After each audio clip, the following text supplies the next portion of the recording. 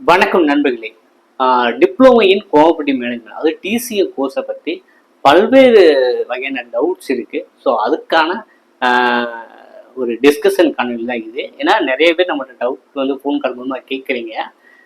ஏன்னா வந்து அந்த கோர்ஸ் எப்போ ஜாயின் பண்ணுறோம், கரஸில் பண்ண முடியுமா, இங்கிலீஷில் பண்ண முடியுமா, இந்த மாதிரி ஏகப்பட்ட வந்து டவுட்ஸ் இருக்குது. ஓகேவா? ஸோ அதுக்கு தீர்க்கும்படியாக இந்த காணொலி இருக்குது. ஸோ நீங்கள் கோஆபரேட்டிவ் செக்டாரில் வந்து வேலைக்கு போகணும்னு நினைக்கிறீங்க, கூட்டுறவு சொந்தமாக எனக்கு வேலைவாய்ப்பு நினைக்கிறவங்க மறக்காம நம்ம சேனலை சப்ஸ்கிரைப் பண்ணி வச்சுட்டு பெல் பட்டனை கிளிக் பண்ணி வச்சுக்கோங்க. ஓகேவா? ஸோ இந்த டிசிஎம் கோர்ஸ் வந்து பார்த்தீங்கன்னா எதுக்காக பயன்படுது, என்ன பர்பஸ் அப்படின்னா, இந்த கூட்டுறவு சொந்தமாக வேலைவாய்ப்புல நீங்கள் ஜாயின் பண்ணணும். குறிப்பாக வந்து பார்த்தீங்கன்னா கூட்டுறவு சங்கங்கள் இருக்கும். கூட்டுறவு சங்கங்கள்னா கடன் சங்கங்கள், வேளாண்மை கூட்டுறவு சங்கங்கள், நகர்ப்புற கூட்டுறவு வங்கி, மாவட்ட மத்திய கூட்டுறவு வங்கி, அப்புறம் வந்து தமிழ்நாடு மாநில கூட்டுறவு வங்கி. ஸோ இந்த மாதிரி கூட்டுறவு வங்கிக்கு நீங்க ஜாயின் பண்ணணும் அப்படின்னா இந்த கோஆபரேட்டிவ் கோர்ஸ் வந்து முடிச்சிருக்கணும். ஸோ அது வந்து என்ன வகையான இருக்கும்னா, ஸோ இவங்க நடத்துகிற இந்த கோஆபரேட்டிவ் யூனியன் நடத்துகிற டிப்ளமோ இன் கோஆபரேட்டிவ் மேனேஜ்மெண்ட், சரிங்களா? அப்புறம் higher diploma in cooperative management, BA cooperative,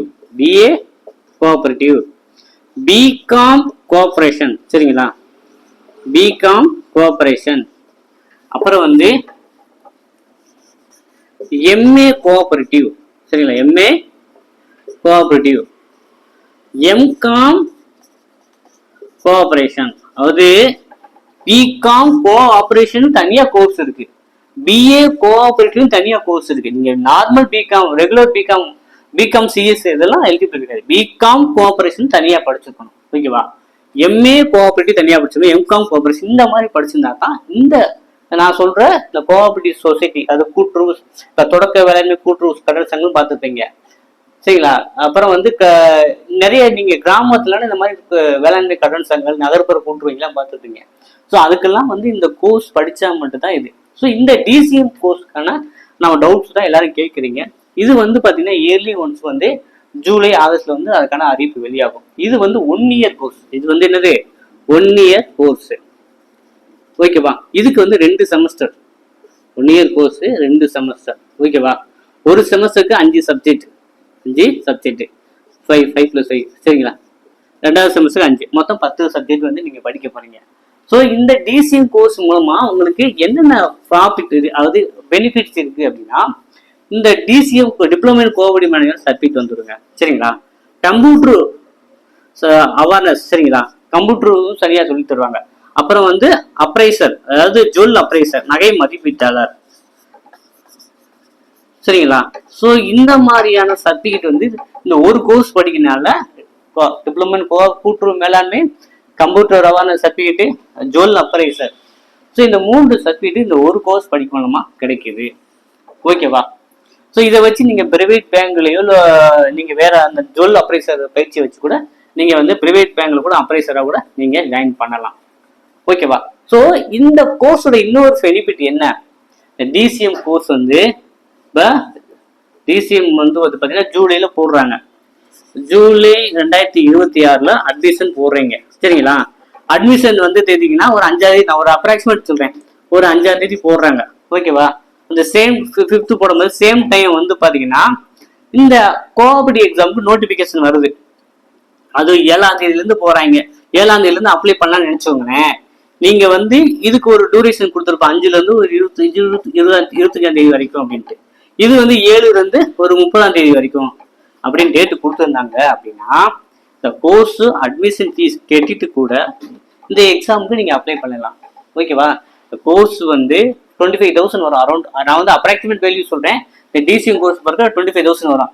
இந்த எக்ஸாம் வந்துச்சு அப்படின்னா இந்த டிசிஎம் கோர்ஸ் வந்து கம்ப்ளீட் பண்ணணும்னு அவசியம் கிடையாது. ஜஸ்ட் நீங்க அப்ளிகேஷன் ஃபீ கட்டிட்டு அந்த உங்களுக்கு ஃபீஸ்க்கு எல்லாம் கட்டிட்டு அந்த ரிசிப்டை வச்சு கூட இந்த எக்ஸாமுக்கு வந்து அப்ளை பண்ணலாம்.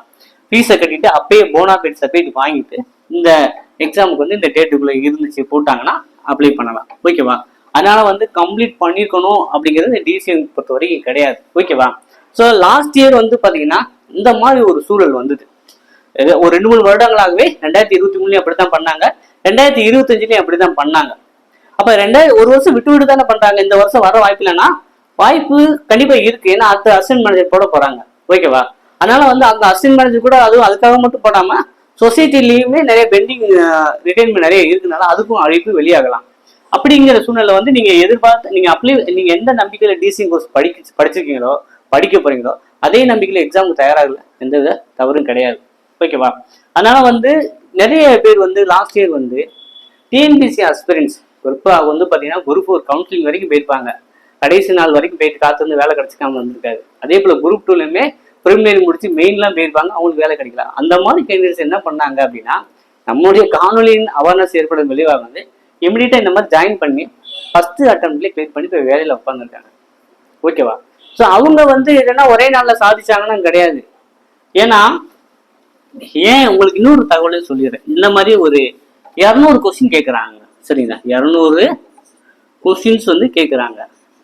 இதுல வந்து பாத்தீங்கன்னா லாஸ்ட் டைம் வந்து பாத்தீங்கன்னா 50 to 60 மேக்ஸ் மட்டும் கேட்டாங்க. ஆப்டிடியூடு பிளஸ் வந்து ரீசனிங்.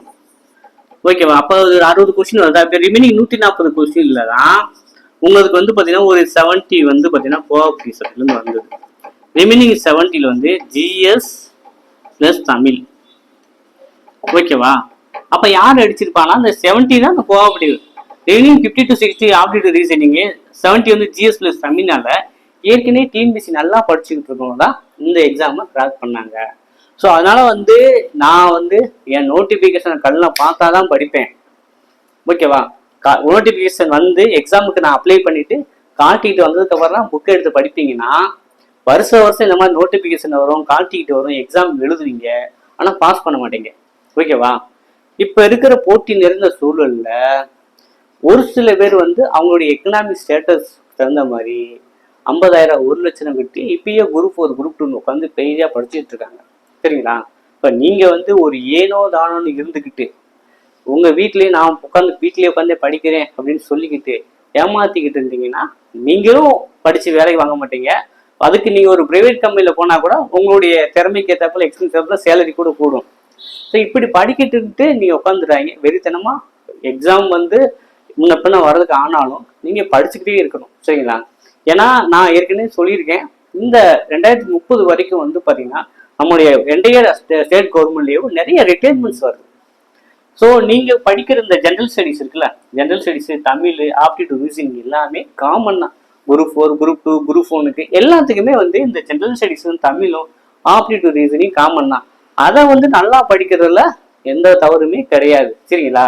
இப்ப நீங்க வந்து இந்த ஜிஎஸ் தமிழும் இந்த ஆப்டிடியூட் ரீசனிங் நல்லா படிச்சீங்கன்னா அதே வச்சு நீங்க குரூப் 4 கிராக் பண்றதுக்கு வாய்ப்பு இருக்கு, குரூப் 2 கிராக் பண்றதுக்கு வாய்ப்பு இருக்கு. ஸோ அதை விட்டுட்டு கோஆபரேட்டிவ் பேங்க் 2027 வருதோ அதுக்கு இப்ப இருந்தே நான் தயாராகணுமா அப்படிலாம் நினைக்காதீங்க. நீங்க வேலை வாங்க நினைச்சிட்டீங்க அப்படின்னா அப்பாயின்மெண்ட் ஆர்டர் வாங்குற வரைக்கும் ஏதாவது எக்ஸாம் இருந்தால் எழுதணும். ஓகேவா? ஏதோ ஒரு எக்ஸாம் அப்ளை பண்ணிட்டு கடைசி வரைக்கும் அதையெல்லாம் நம்பிக்கைலாம் இருக்கக்கூடாது. ஸோ அல்டர்னேட்டிவ் வந்து இது இல்லைன்னா அது. ஸோ இதுக்கு நிறைய பேர் போன வட்டம் நீங்க கேட்டு பாருங்க, ஒரு லிஸ்ட்டே உங்களுக்கு தெரிஞ்ச விசாரிச்சு பாருங்க. லாஸ்ட் டைம் வந்து பாத்தீங்கன்னா டெடிக்கேட்டடா கோஆபரேட்டிவ் மட்டும் படிச்சவங்க வரல, டிஎன்பிசிக்கு வெறித்தனமா படிச்சிருந்து ஒரு ஒரு ஒரு ஒரு அவங்களுக்கு ஒரு வாய்ப்பு கிடைச்சது. நிறைய பேர் வந்து ஒன்று சொன்ன முறையிட்டு இருந்தா, சார் என் ஃப்ரெண்டு என் கூட தான் படிச்சா, இந்த கோர்ஸ் சேர போறேன்னு சொல்லவே இல்லை, இப்போ வேலை வாங்கிட்டு இருக்கா, நான் இப்ப இருந்தே படிக்க போறேங்கிற ஒரு மனநிலை இருக்காங்க. அப்ப இந்த அரசு வேலைக்கு போறவங்களோட மனநிலை எப்படி இருக்கு, இந்த மனநிலை எப்படி இருக்கணும் அப்படின்னா, ஸோ முதல்ல வந்து நம்ம வேலை வாங்குவோம், நம்ம வேலை கிடைச்சா அதை பத்தியான அவேர்னஸ் மற்றவங்களுக்கு சொல்லுவோம் அப்படிங்கிற மனப்பான்மையில தான் இருக்காங்க. அப்படிதான் இருந்து ஆகணும். இப்போ இருக்கிற போட்டின்னு சொல்லல, நீங்க முதல்ல வேலை வாங்க, வேலை வாங்கிட்டு அண்ணனோ தம்பியோ அப்புறம் அதை உங்களுக்கு சொல்றாங்க அப்படிங்கிற மனநிலை தான் எல்லாருமே இருக்காங்க. ஸோ அதனால வந்து உங்களுக்கு ஒரு விஷயம் தெரியுதுன்னா முதல் அதை அச்சீவ் பண்றதுக்கான முயற்சிகள்ல ஈடுபடுங்க. ஓகேவா? ஸோ நம்ம வந்து நேற்று இன்னைக்கு நான் வந்து வீடியோ இதுக்காக நான் டெடிகேட்டட் பண்ணல. ஒட்டுமொத்த ஒரு யூடியூப் சேனல் எஜுகேஷன் சேனலுமே டிஎன்பிசி ஃபோக்கஸ் பண்றாங்கன்னா யாருமே பண்ணாத விஷயத்த நான் பண்ணிக்கிட்டு இருப்பேன். சரிங்களா? ஸோ அப்படிதான் கடந்த ஒரு 5-6 ஆண்டுகளாக கோஆபரேட்டிவ் மட்டும் டெடிகேட்டடாக பண்ணிக்கிட்டு இருக்கோம். ஸோ நம்மளால பயனடைந்தது நிறைய பேர். சரிங்களா? ஸோ இந்த தகவலும் உங்களுக்கு சிறந்த பயனுள்ளதாக இருக்கும் அப்படின்னு நம்புறேன். ஏன்னா உதாரணமா வந்து எந்த ஒரு போட்டி தேர்வுன்னு பார்த்தீங்கன்னா காம்படிஷன், அதாவது போட்டி. இப்போ குரூப் 4னா குறைஞ்சது 15 லட்சம் பேர் வந்து போட்டி போடுவாங்க. ஓகேவா? 15 லட்சம் பேர் வந்து போட்டி போற சூழ்நிலை இருக்கும் குறைஞ்சபட்சம். ஆனா இந்த கோர்ஸ் இந்த இது படிச்சீங்க அப்படின்னா உங்களுக்கு டிஸ்ட்ரிக்ட் வைஸாவே பிரிஞ்சிடுவாங்க. டிஸ்ட்ரிக்டுக்கு 5K அல்லது 6K தான் காம்படிஷனு. அதுல 100 பேர் 150 பேர் எடுப்பாங்க. அப்ப உங்களுக்கு பாசிபிலிட்டி நிறைய இருக்கு.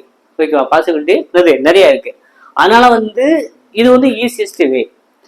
அதே போல வந்து பாத்தீங்கன்னா குரூப் 4ல வந்து இப்ப என்ன ஆச்சு, கடந்த 2024மே ஒரு 56 வேகன்சி வந்து ஆவினுக்குன்னு தனியா கோஆப்டிக் எடுத்தாங்க. அப்ப வந்து டிசிஎம் கோர்ஸ் படிச்சவங்க மட்டும் தான் அந்த அந்த போஸ்ட்டுக்கு எலிஜிபிள்னால அவங்களுக்கு தனியா கட் ஆஃப் குறைஞ்சது.